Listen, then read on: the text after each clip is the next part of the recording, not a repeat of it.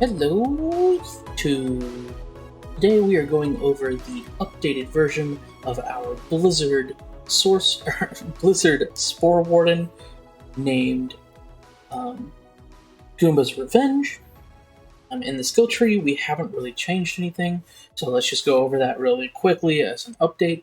You'll notice we do have a couple of differences in our abilities from our armor. So starting off in the Spore Warden tree, we've got 5 in Eagle Eye and 5 in Bullseye. That's for the gun damage and handling, and the gun critical hit chance and the companion critical hit chance. We have 1 in Bounty of the Hunt for active skill cooldown, and our armor gives us 2 so that we get up to 12% for a duration of 12 seconds. 5 in Affinity for the ability damage, 1 in Medicinal Mushroom, and that's basically any time that we don't have something we can kill or we're struggling getting up, our companion mushroom will come and revive us. 3 in Windrunner for the fire rate and movement speed. 1 in Headhunter so that anytime gun damage is done to a critical hit area, we get some extra gun damage. 3 in Wrath of Nature, and with our 3 from our armor, that puts us up to a damage increase of 108% anytime we deal ability damage to something. And of course, we pick up the capstone, play the angles, so that anytime that we hit a gun critical hit, we have a chance, 35% chance for a ricochet, and a 15% chance to ricochet a second time. And anytime that happens, we get a reduced amount of ability damage based on that gun critical hit. In the Berserker tree, we pick up 5 in Frost damage, 5 in Ancestral Frost for the frost damage, 3 in Icebreaker, so that anytime we are slowing an enemy at all, we deal some extra damage, up to Frozen, and when an enemy is frozen, they get 30% extra damage. And a huge part of this build is going to be applying crits and freezing mechanics. We'll go over that when we talk about the armor. 5 in the old way, so that anytime something is close to us, we deal increased damage to it, and we take decreased damage from it. 3 in Cold Snap, so that we have increased movement speed, and our Frost is a little bit more efficient. 1 in Unarmored Defense. Anytime you're this far down in the Berserker tree, Unarmored Defense is just an absolutely great pickup. Almost mandatory, honestly. It's just that good. So it's kind of like Moses' skill in Borderlands 3, where it reserves some of her health to increase her shield. However, in this game, it's reversed. So we are reserving 50% of our ward. However, because we're reserving that, 150% of that ward amount is given back to our maximum health. So if we reserve 1,000 ward, then we are getting 1,500 health. And our last point went into Relentless Rage, so that anytime we're in Save Your Soul, we can shoot an enemy and allow the Save Your Soul meter to refill a little bit with some diminishing returns. And whenever we get out of Save Your Soul, we also become Enraged. Enraged is going to allow us to deal bonus frosting. Now, last time I didn't show my hero stats, so we'll go over those really quickly. We maxed out Strength and Dexterity. This is a Village Idiot build so that we can get all of the crit damage we can. And the last points went into Attunement for our skill cooldown, since we are using Blizzard a lot in this build, and showing are using Blizzard. Now, for the changes to this build, we are still using the volatile liquid cooling. This is not the main staple of the build like it was previously. After the liquid cooling got a pretty large nerf to it, it is still very, very excellent, especially in the specific scenarios that you want to use it for, where a boss or an enemy has a very accessible critical hit area. It's still going to be great because you can continuously get those crits and make sure that you're not reloading, allowing you to just continuously deal damage instead of having to reload.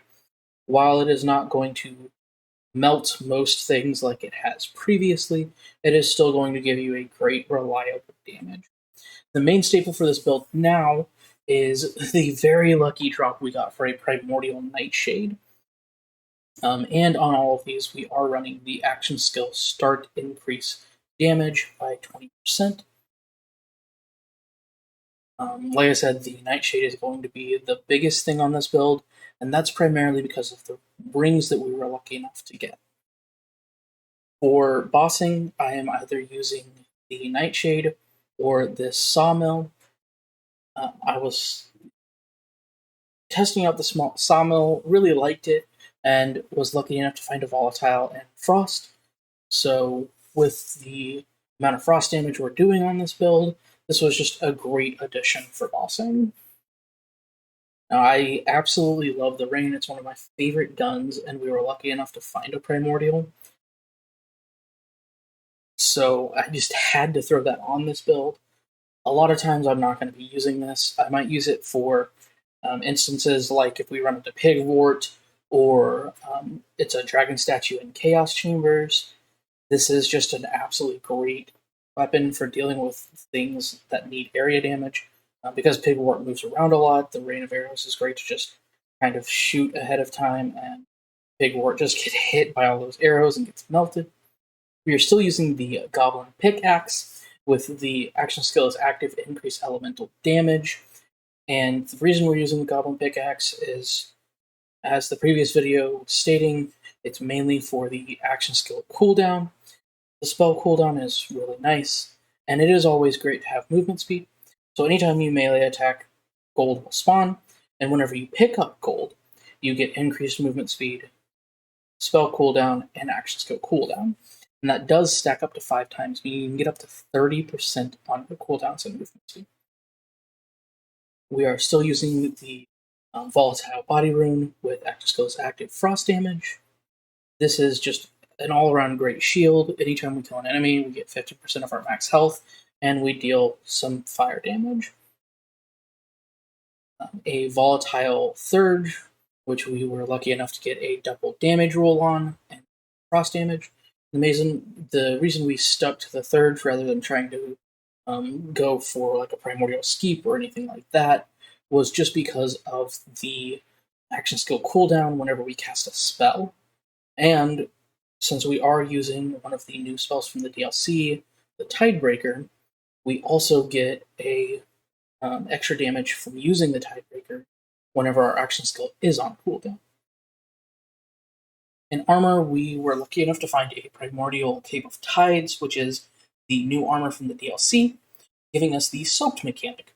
The Soaked mechanic is basically anytime an enemy is soaked, they take extra damage from lightning and frost, but they receive less damage, so they are more resistant towards fire. The Cape of Tides does read incorrectly. It states specifically soaked enemies take 150% damage from lightning and frost. However, it is actually 50% increased. So basically, the way it reads sounds like it's adding 150%, but it is actually adding 50% to your damage. So basically, it's soaked enemies will take 150% damage. However, it is on top of your 100%. It is adding 50% more damage from that frost source. For Buffmeister, we are still running this for for bossing, because it is still one of the best pickups for bossing specifically. The Tidebreaker is absolutely wonderful with bossing, and if you want to run that, I absolutely would. However, the Buffmeister does still just do some absolutely crazy damage, allowing us to just melt bosses faster. The Tidebreaker that I have been talking about is this Chaotic Tidebreaker, and it came with 3 spell charges. And of course, on this one, we want to run Action Skill Start, increased gun damage. I would run that on my Buffmeister, however, I've already rerolled it to where it's costing 4,000 to reroll, and I'm okay with Spellcast increasing gun damage. It does deal a little bit less, but because the Buffmeister does all of the extra buffs on top of that, it doesn't really bother me on that. On the Tidebreaker, we wanted to make sure we did have that action skill start, increasing our gun damage, because of how we are constantly wanting to have our Blizzard up to begin with.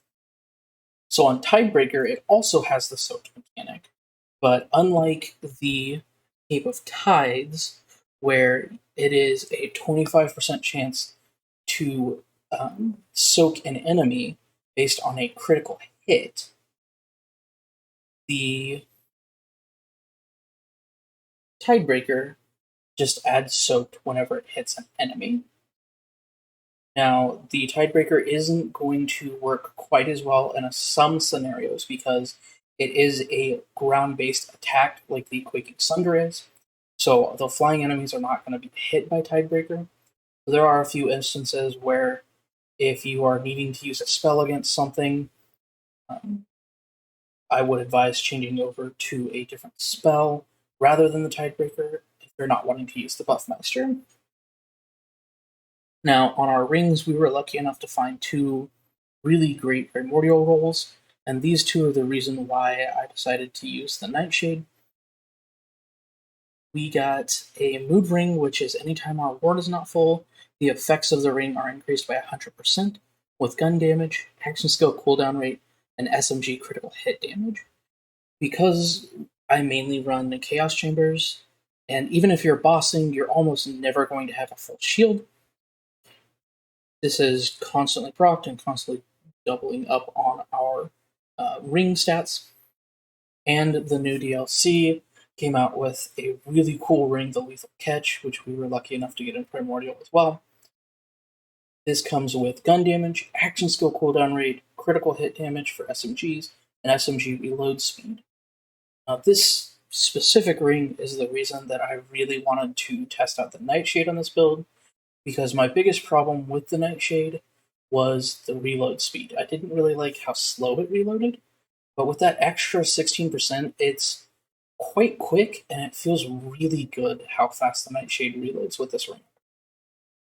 And the effects of this ring are on killing an enemy, the ring's effectiveness is increased by 25% for 8 seconds. However, if you kill an enemy that is a land shark or a crab, it is increased by 100% instead. The other big thing that I really liked on this build is using the Delusion. The Delusion is also a soaked mechanic, kind of like the spell and the armor. However, of course, it is a rocket launcher that can shoot an enemy and get the same effect. So this is mainly just used to apply that soaked effect. If you want to hit a flying enemy and you just want to shoot it and hit it immediately instead of waiting for a crit to proc off of that 25% chance. Now in Myth Rank, we previously were trying to decide what we wanted to do with the capstones. I have decided that on the Myth Rank capstones, since they are uncapped, I'm going to cap them at 20, which will end up being 20%. So that would be 20% melee, gun damage, I think companion damage, ability damage, and spell damage. So currently we are sitting at 86 in all 4 trees. We have spell critical damage and chance maxed out, frost damage and status effect chance maxed out, and we're working on fire damage currently. We have, in the Blade Master tree, we have dark magic damage, melee crit chance, and swing speed maxed out, and we are working on critical melee damage. In Deadeye, we have move speed, reload speed, magazine size, and fire rate maxed out, and we are currently working on gun handling. And in the Druid tree, we are maxed out on companion damage, lightning damage, loot luck, and we are currently working on poison damage.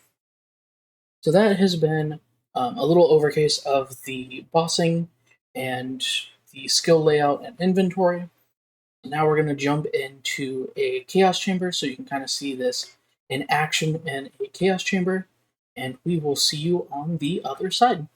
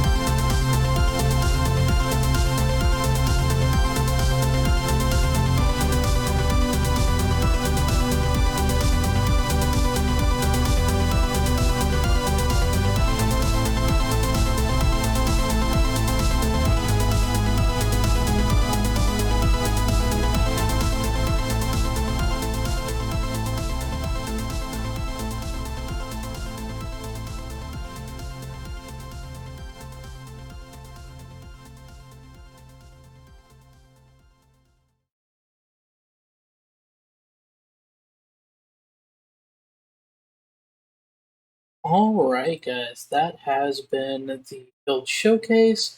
A little bit of bossing for you, a little bit of the Chaos Chamber. Let me know if you like this format in the comments down below. It was kind of fun doing the format this way instead of like the BL3 wave where we just showed the bossing and then went over the build. If you have anything you'd like to see next, let me know. Don't forget to hit like and subscribe. It really helps the channel out and allows me to bring more content to you guys. With that, I've been your local sassy swindler. Stay classy, Brighthoof.